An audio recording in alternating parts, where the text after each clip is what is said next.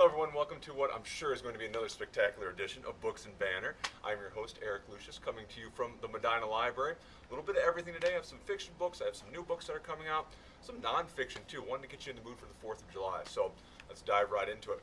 First off, a little plug on July 20th, coming up real soon, is the Medina Library's Bee Festival. All kinds of kids activities, we got honey tasting, all kinds of wonderful things, so check that out. It's a Saturday. Also just coming out is our new book page. Summer edition, all kinds of great reviews. You can pick this up in all of our library branches. There's one in particular, Henning Mankell has a new book, Treacherous Paradise, coming out that you can see I have a little bookmark there.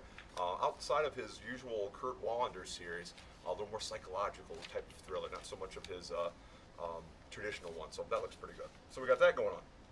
Stop by the library, as always, the Lucky Break collection.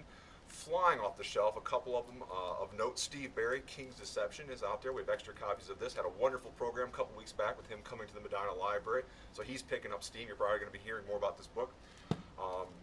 Leah Carpenter's 11 Days. She's a new debut author, and this is being touted as one of the new, the best books of fiction about the Iraq War. So I haven't read this yet. I don't know a lot about it other than the great reviews on it, so this is available too. And then one more that I'm really, really excited about that I think you're going to want to get your hands on. Execution of Noah P. Singleton, Elizabeth Silver's new book, another debut novel. This is getting touted as big time reviews. Herman Coach fans, The Dinner, which I've been getting that book to all kinds of folks. I did a review on that a couple episodes back. Fans of that book are going to get a hold of this one. I think Gillian Flynn fans are going to like this one. What you have is a woman, Noah, who is sitting on death row, accused of first-degree murder, and the mother of the person that she allegedly murdered comes to her about 10 years later, who has considerable clout, political clout, money, all that good stuff, comes to her and says, "I will do everything I can to get you free, but I want one thing from you, your story," because she was completely silent during her trial. So one of those where you think you know what's going on, but you really don't. You get a lot of backstory and get in-depth into the characters and all that good stuff. So I think you're going to want to check this one out as well. Brand spanking new. I was on the top of the list. Might be a small waiting list for you, but get on it because this is going to be a good one. Okay, so what we have today, as I mentioned, some nonfiction books. I've said before, I like nonfiction books that read like fiction. I think that helps.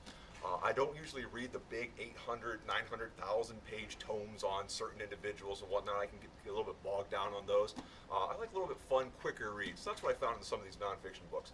First one I have is The Feud, The Hatfields and McCoys, a true story by Dean King. I kind of got more interested in the Hatfield and McCoys. About a year ago, there was a television series. Kevin Costner was one of the big actors. He played Devil Anse Hatfield. I believe it was on the History Channel. It got a lot of buzz. A lot of books kind of followed right on its heels. A lot of people kind of, writers and publishers realizing that, hey, there's a lot of buzz about this TV show. Let's roll out some books. I tend to stay away from those a little bit because I find that they couldn't be too rushed and they're just rehashing old facts and everything. So that's what I was really interested about Dean King's book. I don't know anything about him, but the fact that he waited a year shows me that he took his time, really wanted to put some effort into creating a really good book and make it really accessible. And that's what this is. The story of the Hatfield and McCoys to me is very, very fascinating. It's a wonderful piece of Americana, this almost little mini war on the borders that took place right after the Civil War. It involved governments, involved possible militia interaction, and just how something like that is so foreign to us. We can't imagine this really happening in our country nowadays. These two families going at it. So I thought it was really, really interesting. I've said in before episodes too, I don't like fiction books especially that have lots of characters where you have to keep a scorecard. Lots of characters, and they're all named Hatfield and McCoy, so it gets a little bit confusing. But King actually makes it easy. He does a little scorecard. You got your Hatfields, you got your McCoys on this side, and as you go on in chapters, he keeps updating the scorecard, so you know the ones that were wounded, the ones that were killed in this fight. So it does I think it was a really clever way of keeping you involved and not getting confused and people with the same last name constantly. Again, reads like fiction. I think true crime fans would enjoy this. I think anyone that's interested in that period of American history, that kind of post-Civil War action, anyone that's interested in kind of Appalachia America, I think there's going to be a lot of folks that would be interested in this. It's not too long. It does go about 300 and so pages, but it goes pretty quickly. I really enjoy this. So take a look at this if you're interested in that type of story, that type of time period. The other nonfiction, one that's gotten much more publicity, Joseph Ellis, Revolutionary Summer, The Birth of American Independence, another one that just came out. The Feud has been out a couple months, but this one just is pretty brand new, maybe came out at the end of May. Joseph Ellis, Pulitzer Prize winning author, he did Founding Brothers, he's done a lot of early American type of nonfiction works. Very popular, very accessible. This is a short book, you can tell already, 170 pages, which I like. That means I can get through it. I don't have to be burdened down with huge details and everything. But what he's done with this work is looked at that summer of 1776, perfect for 4th of July coming right around the corner, perfect book for this. And he looks at how the Continental Congress kind of acted and with the military, with what George Washington was doing. And he ties those two stories together, which in a lot of U.S. history books get really separated. The Continental Congress is one type of subject, and then George Washington and the Army is another one. He ties them together and shows how they interacted during that whole time, and ties those two narratives into one, which makes it very accessible, very much more interesting. It's not kind of that book. It doesn't quite read like fiction. He uses a lot of quotes, like the weird quotes back from that time when they capitalized words that you wouldn't normally do. So that gets a little, you have to take your time and read through those, a lot of quotes, but he uses that to drive the story. So you do have to take your time and kind of follow that along. So it's not quite the quick read that the Feud would be, but again, wonderful time with it coming with 4th of July just right around the corner. For a wine for this book, I'm going to pair this with a Zinfandel, just because that is the American grape. Even though it's kind of lost its little luster because they found out it's the same thing as Primitivo in Italy, yada, yada, yada. But anyway, Zinfandel is all American. So have your Zinfandel with this wonderful little book here. Again, 170 pages. It goes pretty quickly. Really well written. This is Joseph Ellis, knows what he's doing. David McCullough fans, I think, are going to like this. Anyone that is interested in this type of time period in the U.S., it's really, really good. Anyone, if you're not interested in that time period, read this book so you get a good grasp of our history. Wonderful little read there. Okay, move on to a couple fiction things real quick. This is the Playaway. I haven't shown a Playaway for a while, but these are really fun. They look like the little iPod MP3 things.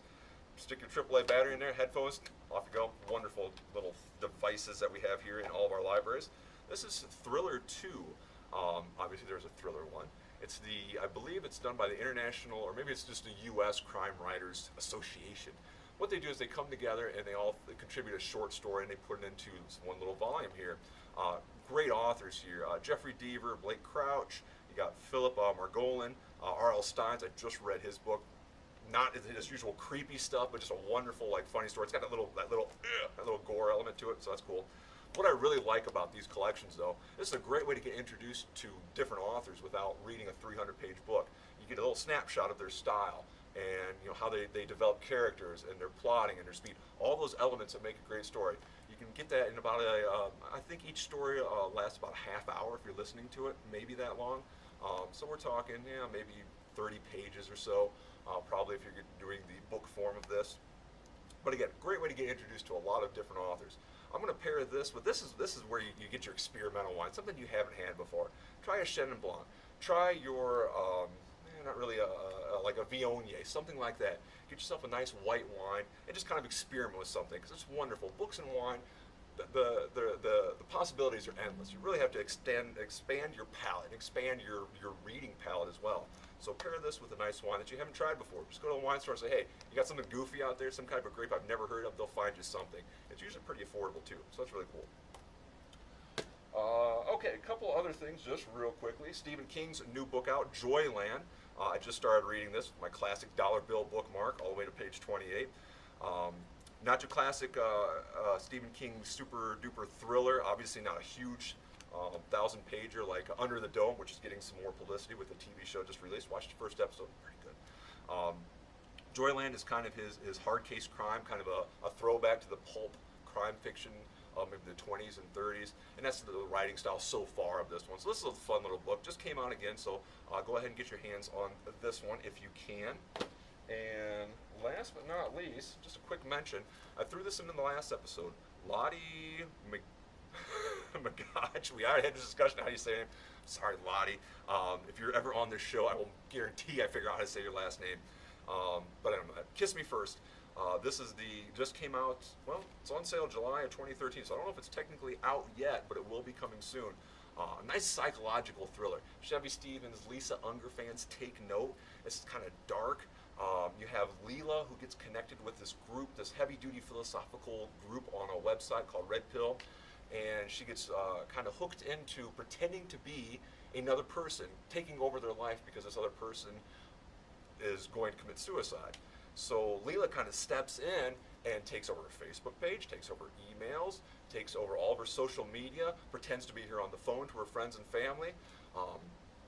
All kinds of things like that with the plan. And this is where the plot, you have to stretch your imagination a little bit. The whole plot, the person that's planning on committing suicide, Tess is her name, thinks that after a couple months, after you pretending to be me, and you're not like meeting up with friends and not going to family reunions, they'll just forget about me. All right, a little stretch. But it makes for a good story.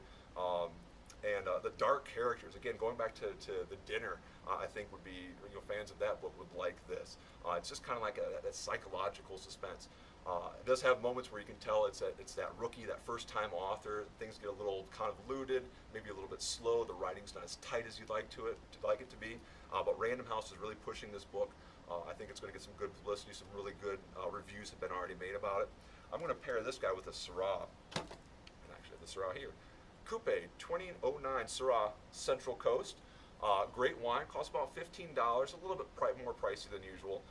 But the reason I'm pairing that with a Syrah is it's dark. It's kind of inky with a Syrah. You never know what you're going to get. You know it's going to be a little bit peppery, a little bit spicy, a little bit fruity, but it could be really dark fruit. It could be really red fruit. It's just kind of Syrah can be kind of sinister for some reason to me. Just especially not the Shiraz, not the over-the-top fruit bombs that you get out of Australia, but the classical Syrah, and that's what the coupe is, much more that classical style, where it's just it can be really tricky, and that's how I kind of feel when I'm reading a psychological suspense like this book. So get a hold of it. Okay, I think that's all we have today. So please check me out on Twitter, books_banner guy. You can find me there. Send me an email, call the library, ask for me, all kinds of wonderful things like that. But get a hold of me. Let me know what you want to hear about. Let me know about wines, anything like that. I'm always here to help you expand your palates. So thank you, and we will see you in the stacks.